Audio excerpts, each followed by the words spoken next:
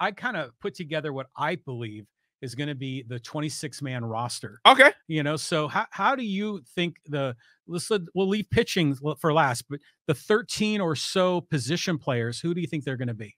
Well, I mean, obviously you have your Machado, Bogarts, Kim, Cronenworth infield, Nola's your catcher, and then you'll have the Carpenter, Cruz platoon at DH, probably Dahl, Zokar platoon and right to start, Grisham center, Soto left. I don't think this is going to be a hot take because we signed him to a major league contract. I don't think Adam Engel makes this team just because I don't know how you can deny a Zokar at this point. Adam Engel's been limited, and it's like what, $1 million contract. That's nothing to Peter Seidler. Mm-hmm. Like, well, but they could just put him on the injured list. Sure. Because they can use that as an excuse. I mean, he's played what, 2 spring games? Yeah. I mean, so he's not back, but what do you think about Lopes? Does Lopes make the team? I would love to see Tim Lopes on this team. He has killed it this spring. I mean, I know there's 40-man roster considerations, but I don't know how you can deny Tim Lopes. He's hitting like 460 this spring.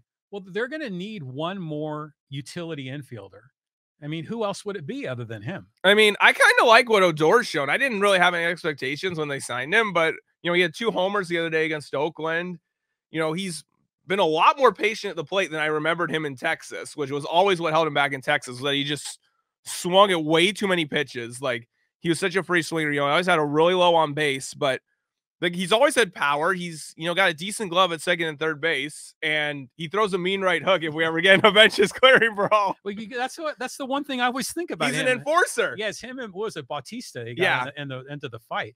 So I have on mine, the obvious starters, but I have Dahl and Azokar and Lopes making the team. Yeah, and then Campusano, the backup catcher. Yeah, of course. And so that's 13 position players. You have your 8.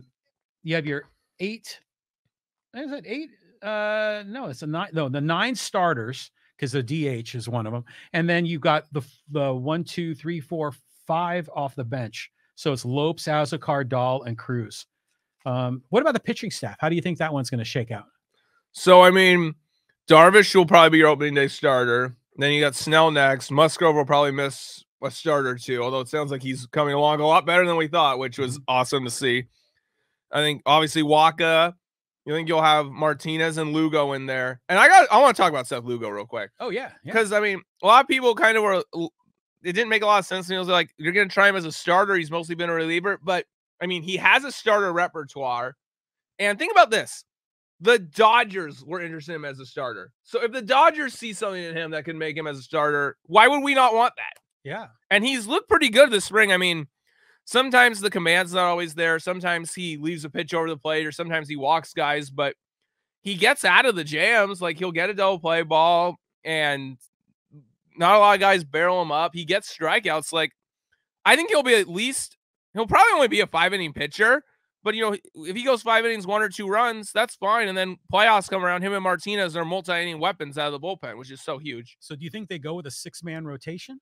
Yeah, and I think, yes, I do. And you're wondering, who's going to be the 6th guy with Musgrove out at the start of the year? I'm going to go with Jay Groom. I think he's really impressed me this spring. Yeah, I mean, Groom has been terrific. I think Groom makes the team. I think he's going to be the 6th starter, yeah. And then he's also a long reliever. Yeah.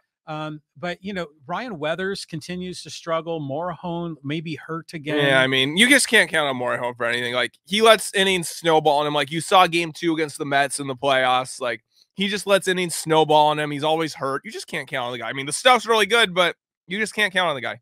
I mean, I was kind of rooting for Honeywell, too. I thought he was going to have a shot, but he hasn't panned out, really. I mean, the thing about Honeywell is, like, yeah, the numbers, like, in terms of, like, the ERA and all that don't look good, but, I mean, he gets strikeouts, and he doesn't walk an insane amount of people. He just is having problems with the home run ball, which, spring training, sometimes they get cheap home runs. So right. There might be something with Honeywell, and maybe you keep him as a long reliever, at least while Musgrove's out and Groom is starting. So who's in the bullpen then? If let's just assume, for sake of discussion, that Musgrove is part of the starting 6. Okay. Because he'll be back in the first week or 2. So that leaves you about 7 or so bullpen guys. Who do you got? Well, if we're assuming Musgrove is just, doesn't miss a turn, but he's like at the back, which is kind of what I saw. I think it was Caswell saying yesterday. So let's just say Groom's the longer reliever. Obviously, you got your Hader, Suarez, Garcia at the end. Are we assuming Pomeranz is ready for opening day or not? I think no. Okay. So if he's not ready, then obviously you're gonna have Tim Hill. I know he had a rough day yesterday, but I mean, it's spring training. Like, that's what these games are for. See what went wrong, and Tim Hill will be a good reliever for us, like he was last year. How about Chris Matt or Yeah, Wilson? Chris Matt and Wilson will be there. Yeah, there you go.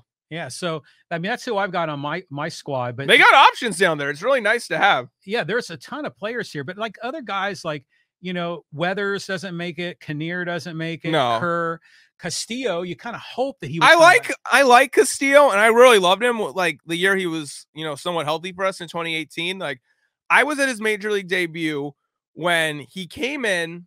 I mean, we were winning by like 5 or 6 runs, but still, he came into the game. We were playing Cincinnati. He struck out in order Joey Votto, who's a future Hall of Famer, Eugenio Suarez, who was an all-star that year, and Adam Duvall, who was an all-star 2 years prior and, was a 30 home run guy. He struck out those 3 dudes in order in his major league debut. And I was just like blown away. I'm like, okay, this kid's going to be really good. I mean, unfortunately, he's had a lot of injuries. I really like the guy, but I mean, hopefully you can keep him at AAA in case like you need him. He doesn't seem like quite the same guy that he was then, but still there might be something there. And I hope they keep him around at AAA in case they need him. Well, I think we learned that the last couple of years is they use the 40-man roster. I mean, that there's a churn, a cycle of guys that get injured, get sent down, get sent up. So it's not just 26. It's probably like 33 guys that are going to be active. You see them say all the time, they say, you don't win with your 26 guys. You win with your 36. Yeah, that sounds about right. So, I mean, a couple of other guys on this list, like Avila, I don't think he makes it. No. And then, Brandon Dixon, you talk about position players. I mean, he's just been awful. Okay, I'll say this about Brandon Dixon. Is it cool that, he was an Escondido guy, grew up a Padres fan, like, cool. Is he a nice guy who tries his hardest? I'm sure he is, but, he's just been terrible this spring, and his major league track record in the regular season speaks for itself, and it's showing on the field this spring. Well, how about La Jolla Country Days, Alfonso Rivas? I mean, he's been pretty good this spring. I'll say this about Rivas. When he first came up with the Cubs a couple years ago, I was like, okay, this guy, might have upside. He really struggled last year. I mean, and he's limited in the sense that, like, he doesn't, like, steal bases. He's not a huge home run hitter, and, he's pretty much first base only, but he's got a good glove over there. I think he's got a pretty good approach at the plate. I really hope they can keep him at El Paso. And the same thing goes for Odor if he doesn't make the major league team. What do you think of the 2 young guys, Merrill and the catcher Salas? Okay, Salas, first of all, 16 years old, you're playing in a Cactus League game. Like, you could literally have 3 pass balls and strike out both at bats, and I'd still be impressed that you're there at that age. Yeah, right. But he wasn't totally overmatched, so I'm impressed by him. How could you not be? I think, and I'm glad you mentioned Salas and Merrill. Merrill, I think, is going to be a pretty good player.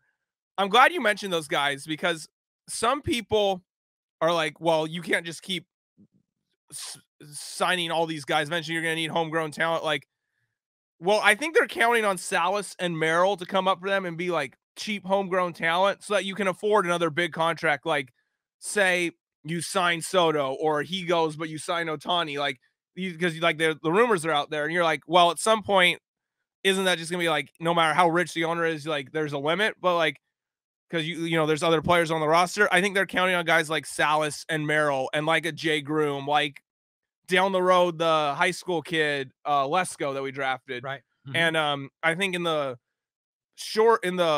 medium term, like in the next 24, 25 kind of years, like the pitcher we drafted from Iowa, not such a high ceiling, but a guy who can get it done in the major league. I think Adam Major or something like that his name is, the pitcher we drafted from Iowa last year in the draft. Like guys like that. And I mentioned Groom. I think you're just going to be counting on guys like that to like give you something while not costing you anything so that you can afford to keep signing all these superstars to big contracts. So that's why I think Salas and Merrill come into play, and neither of them have looked overmatched. I mean, I know it's just one game for Salas, but Merrill's been pretty impressive. So yeah, I'm glad you mentioned those guys. I think those guys are going to be a big part of the future for us. Well, think about Jacob Cronenworth, right? We learned that he likes to be referred to as Jacob, but Jacob Cronenworth, you think about him. I mean, what a key player, and he's making close to the major league minimum, right? Or did he go through arbitration? Well, I think he had his first year of arbitration, so I think he's making like $3 or $4 million this year. But still, a guy like that, he's got a good glove at, I think I've said this before. I think Cronenworth could legitimately win a Gold Glove at all 4 infield positions. So a guy who's got a good glove at multiple positions. He's a clutch hitter, and I think he's going to have more of a year overall like he did in 20 and 21 this year. Because if you remember last year, like I said, everything was weird because like the lockout, short spring last year. And you remember last year, early on in the spring, like he was held out of workouts at the start because, he had a groin injury or something. And he started slow, he had spurts, but never really got back to, until the playoffs. He never got back to like 21 and 20 Jay Cronenworth. And then what was interesting about that is that the game against San Francisco a couple weeks ago in Scottsdale, the game where he hit the triple that scored Tatis after he walked in his first play appearance back. Tony Gwynn Jr. said on the radio that Cronenworth told him that was the best he'd felt in a while. And like he had a bunch of like nagging injuries in 21. I tweeted Tony Gwynn Jr. asking him if Cronenworth told him like what was bothering him. I never got a response, but still the fact that, he might have been dealing with nagging injuries and that's why he wasn't, the Jake Cronenworth we saw in 20 and 21.